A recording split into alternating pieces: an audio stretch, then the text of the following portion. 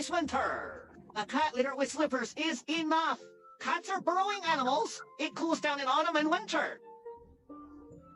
They especially like to sleep in this safe nest. Cave design, windproof and warm. The kitten feels very safe hiding inside. My two little ones like to hide inside and sleep.